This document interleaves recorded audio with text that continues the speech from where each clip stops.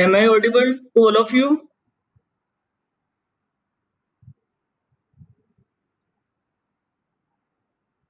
Just write in the chat box. Okay.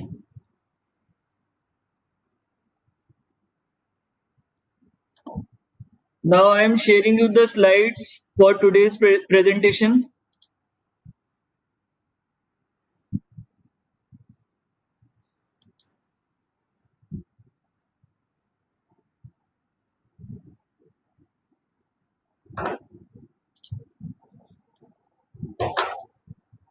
Now today we will going to discuss the topic of economic problems. And in economic problem there are two major topics of scarcity and choice. So let's discuss the economic problems.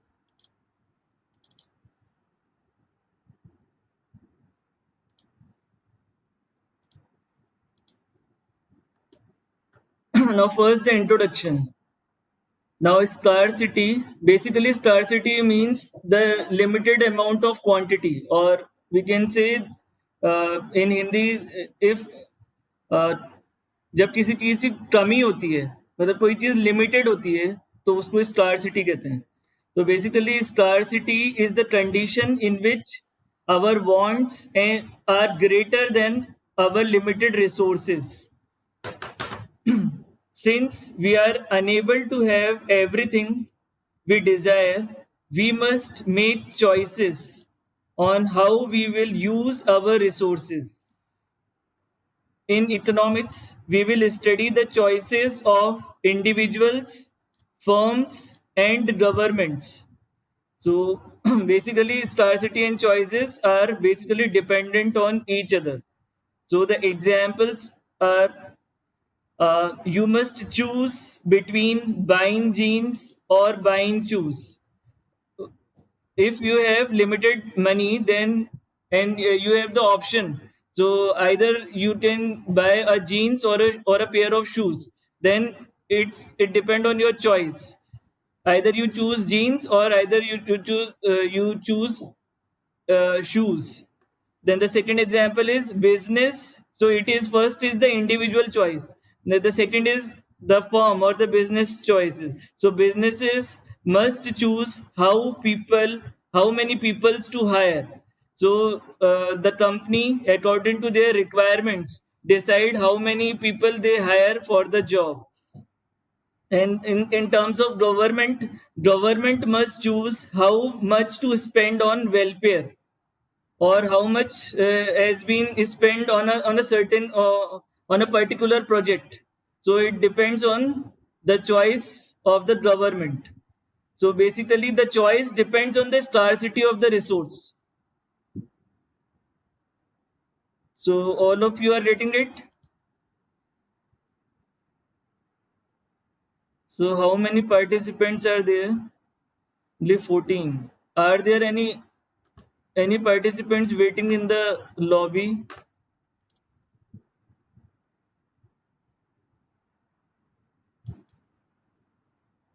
Okay. Now moving on to the next slide.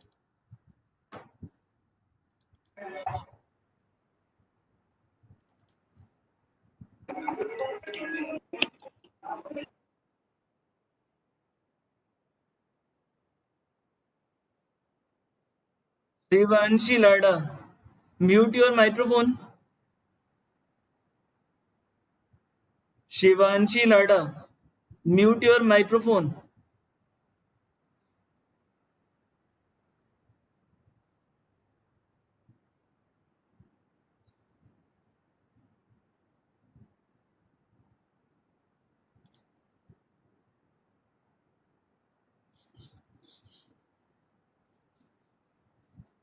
Shivanshi.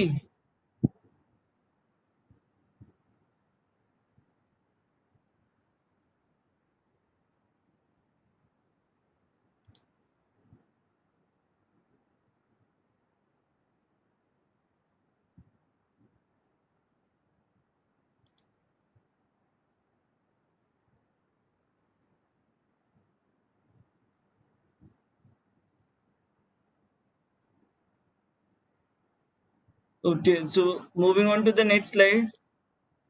So this is the introduction of scarcity and choice, and choices are dependent on the scarcity. So individual or businesses or government all are dependent on the scarcity, and based on the scarcity of resources, and based on these scarcity of resources, they have the choice to choose either one thing or the other.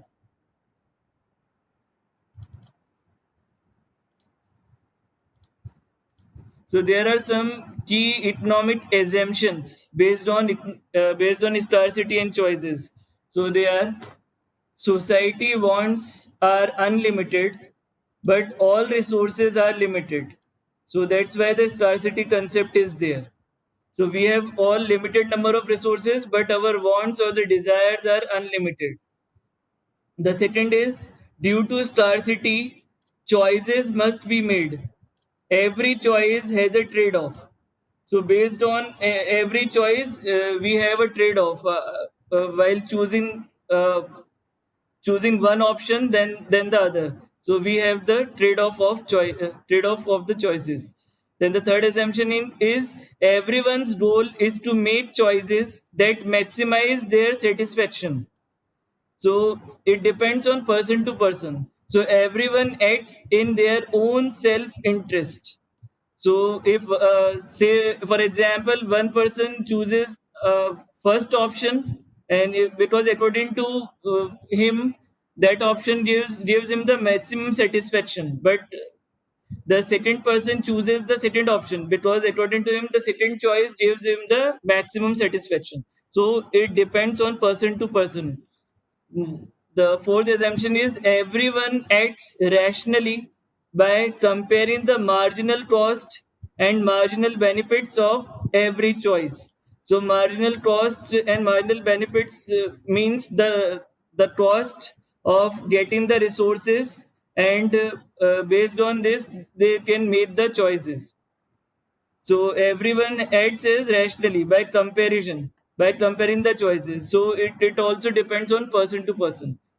The fifth key assumption is real life situations can be explained and analyzed through simplified models and graph. So we can trace the graphs uh, in order to specify what will be the best choice, or what will be the choice one choice benefit with respect to the other choice benefits. So these are some of the key assumptions which are uh, dealt with scarcity and choices. Now, moving further to the next slide. Now, the scarcity. Now, basically, scarcity means limited in supply. So, according to Thomas Sowell, the first lesson of economics is scarcity, because uh, a- as as the resources are limited or the resources are scarce, that's why we need to study the economic theory. So there are three categories of economic resources. So they are land, labor, and capital, which is the heart for any problem or any choice or anything required the land, labor, and capital. So these are the economic resources. So any limitation in these resources gives rise to the problem of choices. So each of these resources exist in a finite limited quantity. So the resources of land, labor, and capital all are limited in quantity. So people have unlimited wants, and since we have a limited amount of these resources, it means we can only produce a limited amount of goods and services. That is, the limited resources cannot produce enough to satisfy everyone's unlimited wants. So, so when we so the scarcity theory gives rise to the choice theory. So this gives rise to the study of economics for better allocation of scarce resources among competing needs so as to maximize welfare. So all of us wants to maximize our result, maximize our profit. So if we allocate our scarce resources in a better way, so that we can maximize our result or maximize our profit. So the law of scarcity states that human wants are virtually unlimited and the resources available to satisfy these wants are limited. So this is the basic law of scarcity.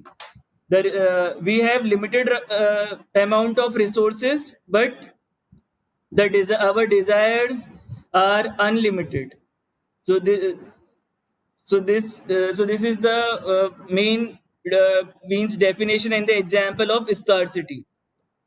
All of you understand it? Just write in the chat box.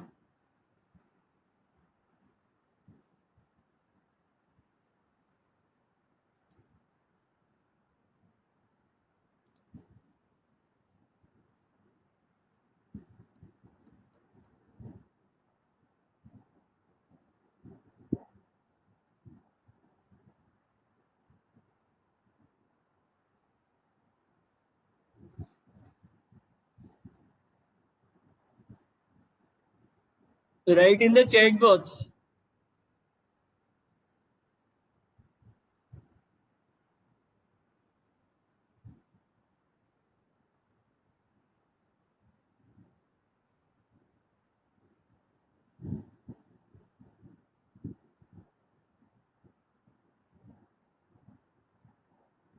Okay. So moving on to the next slide. So here we discuss the scarcity definition and the example, and in the next slide we will going to study the choice. So the choice. So basically, a choice is a comparison of alternatives. So the problem of scarcity leaves us in a situation in which we must constantly choose which of our wants we will seek to satisfy. Means we can prioritize our choices. Or if we suppose if we have a limited amount, say rupees 100, and we need to perform 5 tasks in rupees 100, then we can give the priority that we will complete the first task, and then if the money is left, if we left with the money, then we can perform or we can complete the second task in this manner. We can proceed with our choices. So, for instance, an individual consumer must choose among the types of goods and services to consume because of his limited income. So, he must also choose between spending on present consumption and saving for future consumption. So, it depends on the individual. So, the third point is the firms. So, basically, in choices, we are dealt with the individual, then the businesses or the firms, and the government. So the firm with its limited capital must decide what to produce and what not to produce. So a situation where the firm wants to produce two commodities, the choice to produce more of the one commodity would mean to resolve to produce less of the other. So if a company has a limited resource, and if he is having the options of choosing two products, and he it has limited amount, then he can choose the product which gives the maximum benefit to the company. And in terms of government, the government is also forced to make a choice on the nature of the public goods to produce for the citizen. So the government has the task of utilizing the scarce resources effectively in order to improve the welfare of the people. So basically the government wants to choose the option which will give much more benefit to the welfare of the people. So the these are the three categories in which choices plays a major role. First is the individual, then the businesses, and the next is the government. So this is the definition and the example of the choice. But now moving further to the next slide.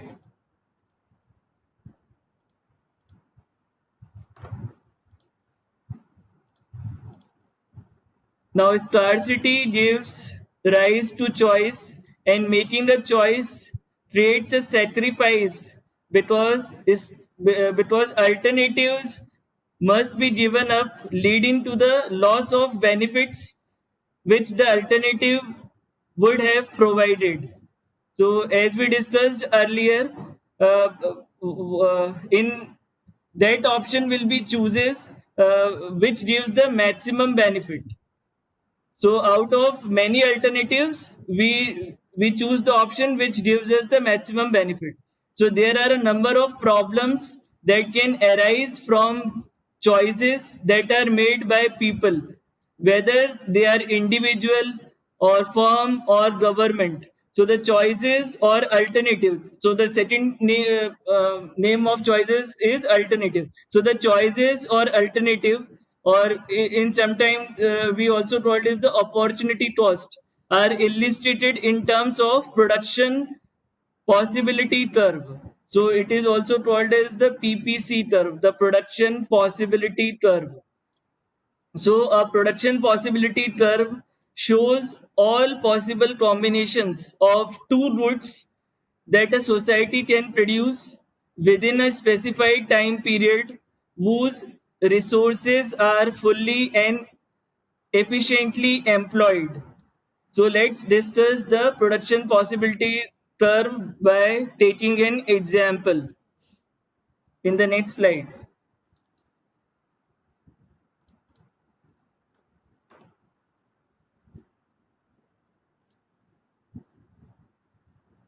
So here you can see in this slide there is a figure which is known as the production possibility curve.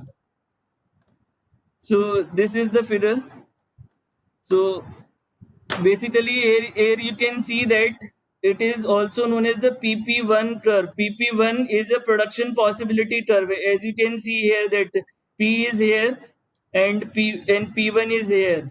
So PP1 is a production possibility. All of you see the slide clearly,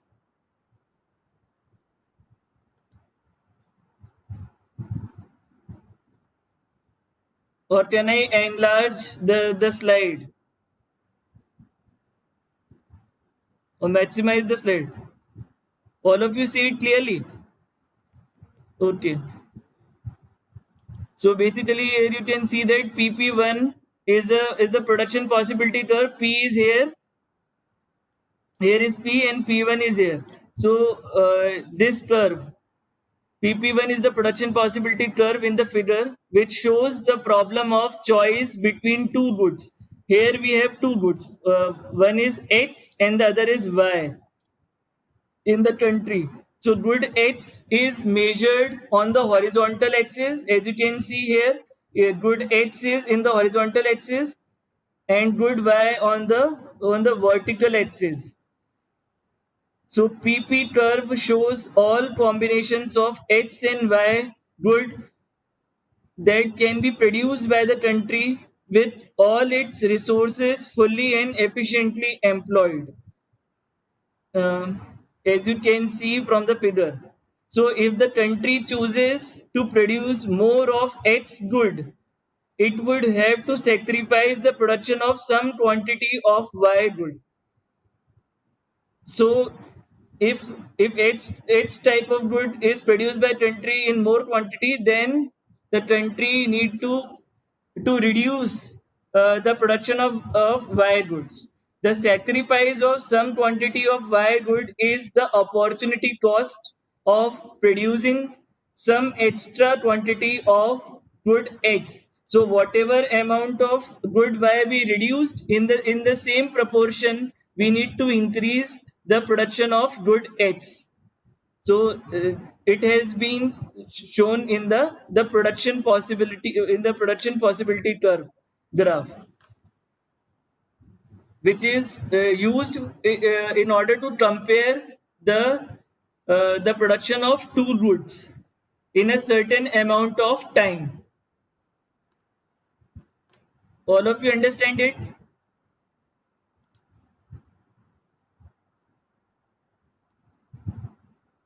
Just write in the chat box. All of you understand the production possibility curve?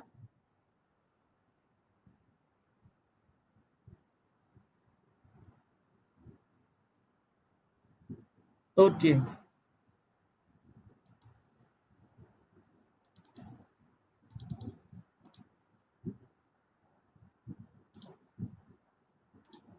So as you can see from the figure, the PP1 curve is downward sloping because to produce more of good X involves producing less of Y good in a fully employed economy.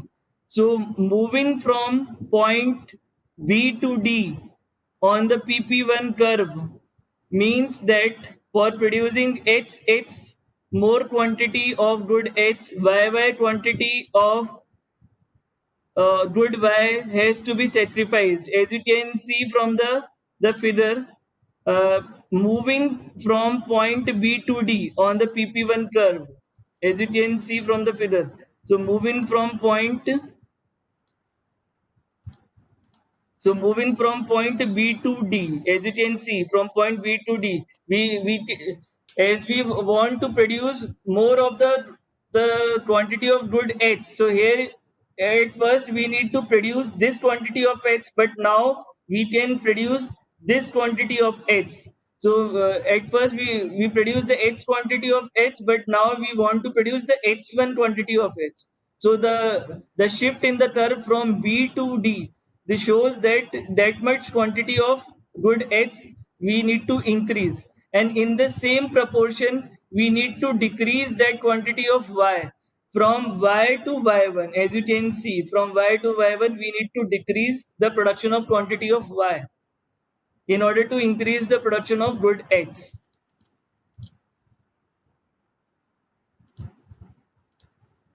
So both points B and D represent efficient use of country's resources. So point R, which is inside the boundary of PP curve, implies inefficient use of resources. So here you can see the point R in the figure. So here is the point R. So you can see here the point R is here. So this is the intersection point, uh, which suggests that that much quantity of one good is increased and that much quantity of other good is reduced. So this is the point R. So in the figure you can also see that a point K is also there. So point K, which is outside the boundary of PPH curve, is an unattainable combination because the country does not possess sufficient resources to produce two combination of X and Y good. So here you can see in the diagram the point K, which is outside. So here you can see in the diagram the point K. This is the point K, which is outside the curve. So basically we want, so if we produce that much quantity which is equal to the point K, then we can require that much quantity of more resources to produce goods X, but the country does not but have that much quantity. So basically, at point K, the country has a scarce number of resources to produce good Hs. So here we limit ourselves to the point H1, and which is shown by the curve from curve shift from B to D. Right. So this is the basically the production possibility curve, which is associated with choosing of the two products in order to maximize the production of one product. We need to minimize or reduce the other product in the same proportion. So moving further to the next slide. So there is a condition of trade-off. So trade-off when making choices. So once we choose any choice, there is a trade-off. So making a choice made normally involves a trade-off. This means that choosing more of one thing can only be achieved by giving up something else in exchange. So this is the main definition of trade-off. So when once we increase one's quantity, then the other quantity will be going to reduce. So these are some of the examples. So basically, in the field of housing, so we have the choice about whether to rent or buy a home. So there are cost and benefit to renting a property or in choosing to buy a home with a mortgage. So both decisions involve risk, so people have to weigh up the cost and benefit of the decision. So this is in the field of housing. So the next example is in the field from working. So do you work full time or part time? So these are the choices. So one is having some benefit and the other is having some other benefit. The next question is it worthwhile? Is it worth your while studying for a degree? Right? Are you getting benefited of doing that course or doing the other course? So these are the questions. How have these choices been affected by the introduction of university tuition fees? So these are the some of the questions which are from the field of working. Now the next field is transport and travel. Now the choice between using bus, a low cost train or an airline when traveling to Mumbai. So these are the trade-off. One is having suppose if you are choosing the airline, then it surely reduces the time to travel, but it can increases the cost of the travel. So if you choose the train option, then it basically uh, the cost to travel from the train is very low in comparison with to the airline, but you can but the time is taken much more in the train in comparison to the airline. So these are the trade-off while making the choices. Now all of you are getting it. Just write in the chat box so that we can move forward to the next slide.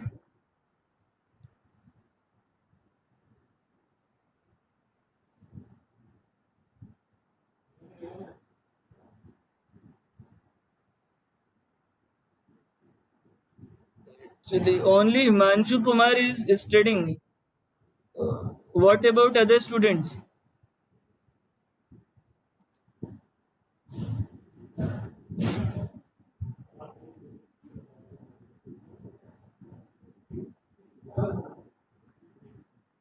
Achal Sharma, Anisha Pandey, Anjali Oja. All of you are getting it or not?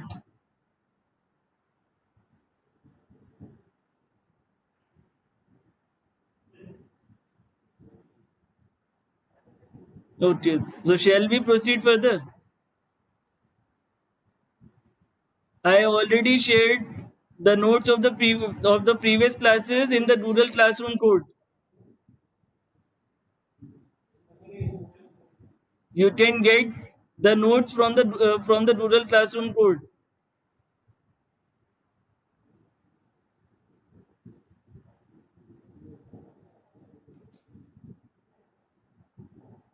Okay, so moving to the next slide.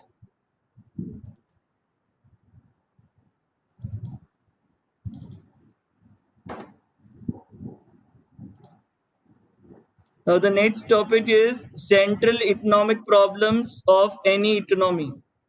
So basically all modern economies have certain fundamental or basic economic problems to deal with.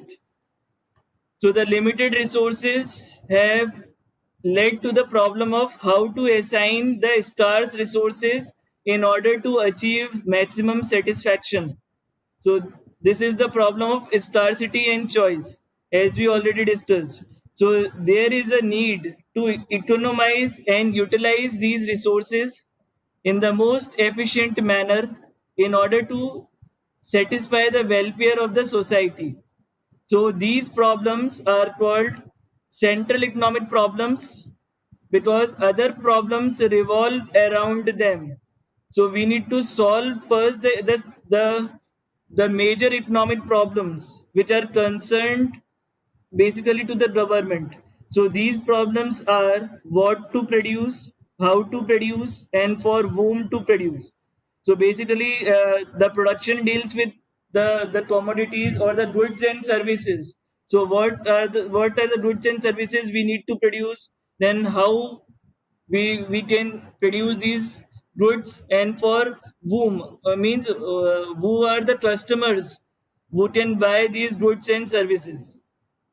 So these are the problems of these are the central economic problems of any economy, and we need to resolve these to the extent so that it cannot bother to the government. So moving to the next slide. Now first question is what to produce. So basically this has to be this has to do with the problem of allocation of resources among the different goods and services. So how many resources are given to the one quantity and how many resources are given to the other quantity. So it deals with this problem. So it involves selection of what should be produced and in what quantity in order to satisfy consumer wants as best as possible under the available resources. So the society has to choose among different kinds of goods and decide on how to allocate resources among them. For instance, whether to produce capital goods or consumer goods. So it depends on the society. At that time, they need to produce more the capital goods or more to produce the consumer goods. So the society also needs to determine the specific quantity of each type of goods to be produced. So the amount of quantity of each type of good is also decided by the society or the time period. So it depends on basically the demand and supply of the product and the economic condition of the country. So these are the major factors which decide what quantity should be produced. So, in a market economy, the choice of what to produce is made by the buyers in order to fulfill their needs. So, basically, it depends on the demand and supply concept. So, government can, through its laws, determine what to produce in a given economy. But the production of one good means a reduction in the production of another good, as we already discussed in the production possibility curve.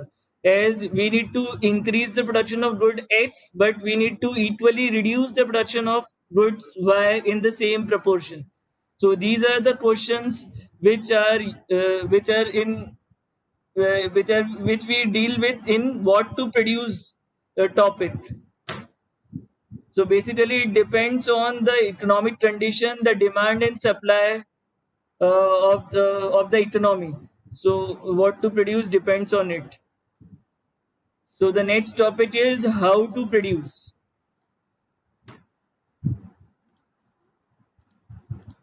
So this problem refers to a selection of appropriate techniques of productions, that is how to combine resources in other to produce goods and services in a more efficient way and at a minimum cost. So basically, every firm, every company, or even the government wants the maximum profit.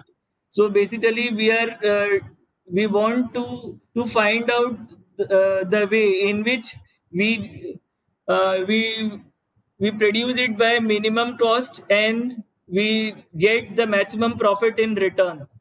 So, a combination of resources, that is factors, implies a technique of production. So, the technique of using a combination which involves less capital, means less money and more labor, so is known as the labor intensive mode, because here labor is more or the human power is more, but less capital is involved. So it is this technique is called as the labor intensive mode of production, while a combination of more capital and less labor is called as the capital intensive mode of production. So these are some of the types of production, how we produce the item. First is the labor intensive mode, in which labors are more than the capital, and the second is the capital intensive mode, in which we need to invest more and there are very less labors. So the decision on which resource combination to use depends on availability of factors and their relative prices. So here we also need to consider the cost of making the product or the item, because everyone wants a maximum profit. So that's why the price is also considered a major role here. So therefore, it is in interest of the society that factors should be combined in a manner that maximum output can be produced at minimum cost using least possible scarce resource. So we need to also taking care of the amount of resources we are using in producing the product. So these are the some of the techniques of how we can produce a product. So all of you are getting it.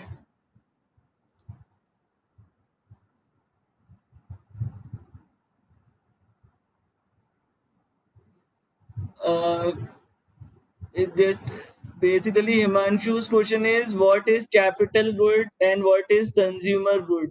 So basically the difference is that the consumer good is basically you can say that if you are using just a toothpaste, right, it is basically a consumer good, where as you can purchase it one time and after you use the toothpaste you need to purchase it again. So these such type of products are under the consumer good, and basically the capital good are basically more or less the one time investment is there in the capital good, right? So the capital good you need not to purchase it more often, but in the case of consumer good you need to purchase it more often than the capital good.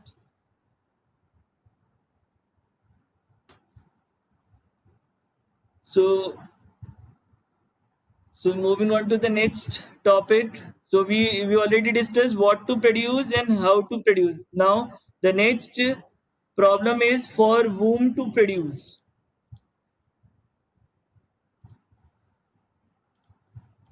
So basically, this economic problem forces on how the national product is to be distributed among the members of the society. That is, how the consumer goods and capital goods will be distributed. So, so this is the problem. So how the consumer goods and capital goods will be distributed. So yeah, we need to see it in this section. So the society has to decide who receives the outputs produced in the economy, because humans wants are unlimited.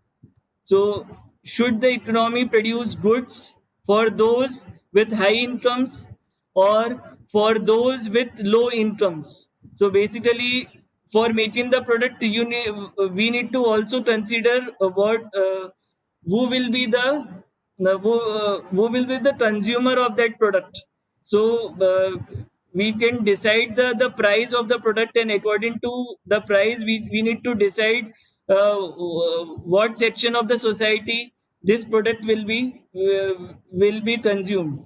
So what demographic group should production be targeted at? So the money income of the people determines the distribution of output in the society. So basically, if the product cost is high, then only the rich people buy that product. So so we need to consider that factors as well. So the greater one's money income, the greater the quantity of goods the person will purchase from the market.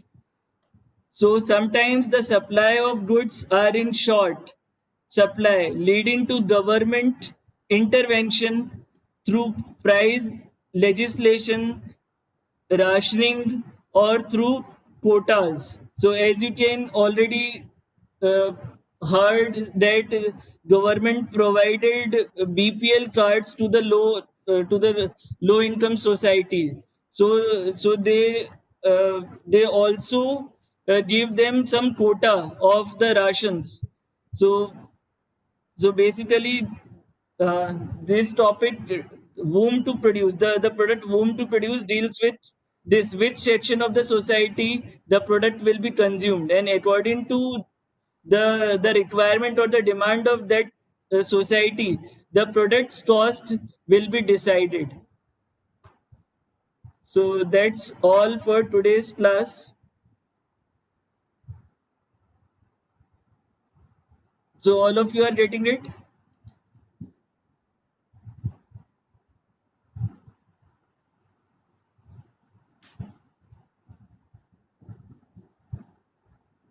Okay. So I will share these slides on your Google Classroom code for MEFA subject.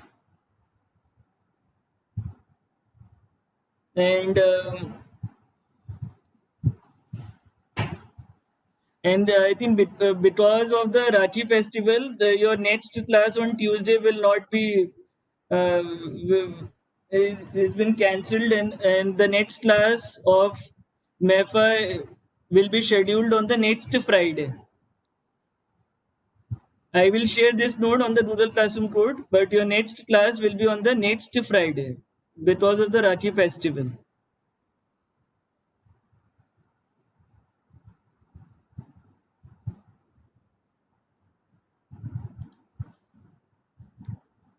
Okay, so you can leave this meeting.